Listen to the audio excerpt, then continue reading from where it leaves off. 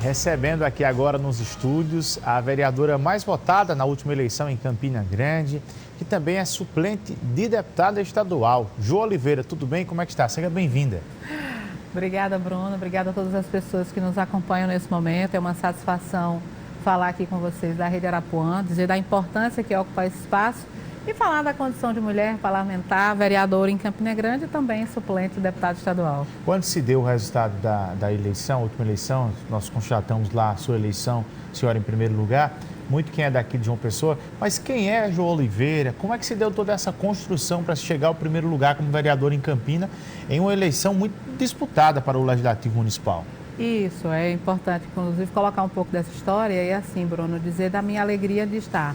Eu sou uma mulher preta, filha trabalhadora doméstica, assistente social de formação, mas que desde 2016 venho colocando meu nome para essa construção política, né? Eu fui candidata a primeira vez, tive 1.544 votos, não fui eleita naquele momento, mas em 2020 nós conquistamos o nosso mandato, tive 3.050 votos na época, depois candidata a deputado estadual, 20.785 votos no estado da Paraíba, a quem eu quero inclusive aproveitar esse espaço e agradecer, né, desde já. E agora, nessa eleição de 24, nós tivemos, né, a possibilidade, a partir desse trabalho já realizado no nosso mandato, ser eleita, né, a pessoa mais votada para o Legislativo em Campina Grande, e eu acredito que isso se dá muito pela forma como nós conduzimos o nosso mandato, fazendo essas construções coletivas, pelas pautas que a gente levou à Câmara, pelo tipo de discussão que a gente fez, inclusive diante de uma administração municipal que tem mostrado as suas muitas fragilidades na condução da vida cotidiana de Campina Grande, e a população entendeu que seria importante que nós voltássemos para aquela casa, e aí voltamos, começamos agora o nosso segundo mandato e estamos aí à disposição para construir com Campina Grande e com o estado da Paraíba uma cidade e um estado cada vez melhor. De Campina Grande, alguns movimentos a senhora tem ali sempre abraçado, e o que nos preocupa aqui de João Pessoa, observando a segunda maior cidade, é a questão administrativa de Campina Grande em relação à questão de atrasos, tanto de fornecedores como também de servidores.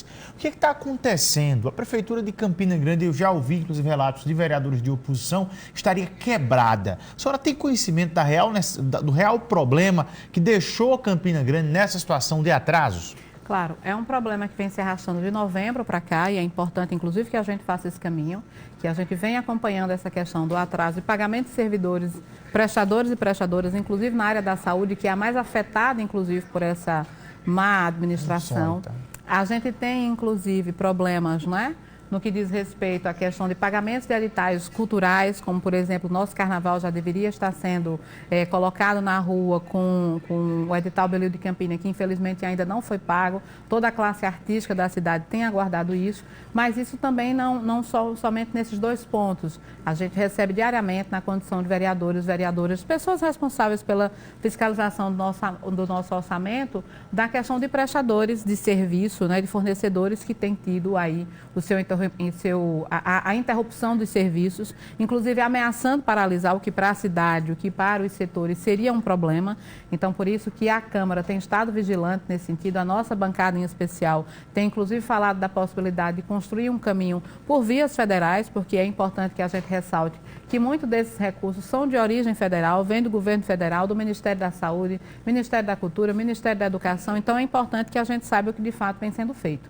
De todo modo, aqui na ponta, as pessoas estão sendo prejudicadas pela falta de medicamento nos postos, pela não conclusão de obras e serviços. Então, é importante que aí, não só enquanto bancada de oposição, né, para não ser essa fala de que nós estamos aqui do quanto pior, melhor, mas de pessoas que têm um compromisso com o orçamento público, com a cidade de Campina Grande, possamos aí garantir essa discussão mais ampliada e com outros entes também que têm a responsabilidade pela fiscalização desses serviços. O que nós sabemos, como você bem falou, até novembro estava tudo em ordem. O que aconteceu de novembro para cá? A senhora sabe se houve queda de receita, queda de arrecadação, ou foi um aumento exagerado no número de contratos e também de serviços prestados? O que houve?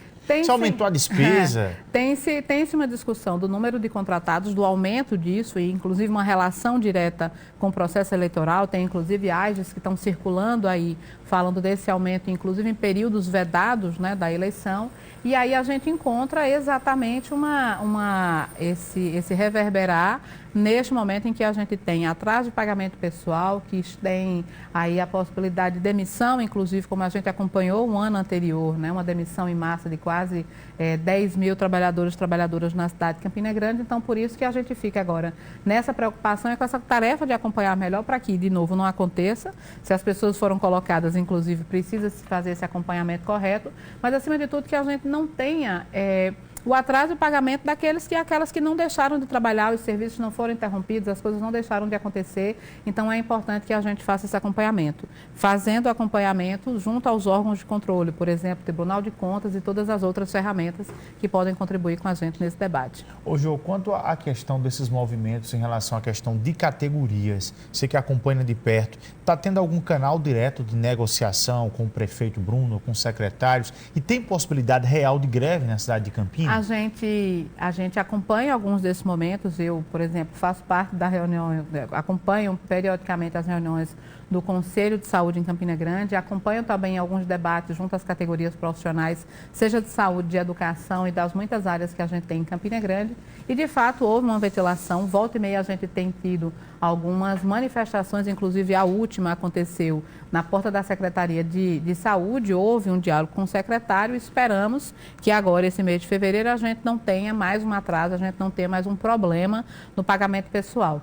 A Prefeitura lançou um calendário no dia 14 de janeiro, né, fazendo a previsão dos pagamentos que seriam dos meses relativos ao trabalho, né, de servidores efetivos e dos prestadores de serviço, mas infelizmente o calendário que ela mesma lançou, ela não cumpriu, porque agora em fevereiro a gente já teve, né, o atraso de pagamento dos servidores no que diz respeito ao mês de janeiro, tanto dos efetivos como dos prestadores. Então a gente está aí nesse acompanhar, nesse apagar do mês, para que a gente saiba aí que, por exemplo, a gente não possa ter de novo esse atraso. As categorias estão se mobilizando, tem sido feita uma série de debates, inclusive nesse sentido, para que não se tenha os descontos indevidos que teve agora no mês de janeiro, para que não tenha interrupção de serviço e principalmente que a gente não tenha os trabalhadores lá na ponta que façam que a coisa aconteça com seus salários interrompidos. A senhora está na condição também de suplente de deputado estadual. É a primeira suplente na Assembleia Legislativa da Paraíba, da deputada Cida Ramos, assim como também do ex-prefeito de João Pessoa, Luciano Cartacho. A legenda, por pouco, a senhora ali não tomou, na verdade, Cartacho ficou de fora e a senhora entraria. Dentro dessa construção para a eleição do ano que vem, está se aproximando, a senhora já colocou o bloco na rua, está confortável no partido, a possibilidade de mudança de partido? Como é que está essa construção? Não, eu estou muito confortável no PCdoB, faço sempre questão de frisar isso. A federação também tem um papel importante aí nessa soma de esforços, inclusive para que a gente tivesse 3 deputados, né, 2 deputados e uma deputada eleita. Faltou pouquinho, né, como a gente costuma dizer, para também estar aqui na Assembleia Legislativa, mas nós fizemos alguns caminhos. Primeiro, a questão da eleição, agora em 24, garantir o nosso retorno à Casa de Félix Araújo. Conseguimos isso, inclusive, como a mais votada. Agora estamos conversando com as pessoas que nos dão essa sustentação política para que a gente construa o caminho para 26. Eu costumo dizer que ela precisa ser plural, ela precisa contar com todo mundo que tem feito, né, o nosso caminho desde 2016 para cá. E aí eu acredito que nesses dias a gente bota o bloco de fato na rua para esse processo 2026. Dentro da sua linha partidária, nessa construção de chapa para 26, o que é que a senhora tem defendido internamente na instância do partido? Como é que o partido deve se comportar quanto a essa questão da executiva estadual? Claro, primeiro garantir as condições que não só eu, mas, por exemplo, nós temos o deputado Inácio Falcão, que também é PCdoB, tenha condições de disputar, claro, cada um no seu espaço, cada um na sua construção. Tem essa dinâmica não só do partido PCdoB, que eu tenho certeza estará conosco, fortalecendo o nosso projeto político, mas também tem a relação com a federação, que hoje é formada, né, PT, PCdoB e PV, que tem-se, inclusive, uma possibilidade de ampliação. A gente sabe que vários partidos têm adotado, né, essa ferramenta, essa possibilidade de federar os seus partidos. E essa nossa, inclusive, tem dado resultado, foi muito importante, inclusive, para que a gente ampliasse a nossa bancada na Assembleia Legislativa. Então, que esse processo também possa ser acompanhado por quem vai compor as chapas, que a gente tenha a possibilidade de acompanhar a montagem, a nominata e garantir, claro, o número de votos suficientes para que a gente aumente a nossa participação e a nossa bancada com certeza mais efetiva. O governo do presidente Lula tem correspondido às suas expectativas enquanto aliada, que defende ali os interesses, inclusive ideológicos do PT e dos partidos agregados? O governo tem chegado de alguma forma lá em Campina Grande? Onde é que o governo federal está presente lá em Campina? Olha aí, a gente tem uma pauta extensa. Por exemplo, esse recurso que a gente está dizendo aqui, que deveria já estar com os blocos carnavalescos, é uma ação do governo federal, é recurso do Ministério da Cultura, é 1,5 milhão.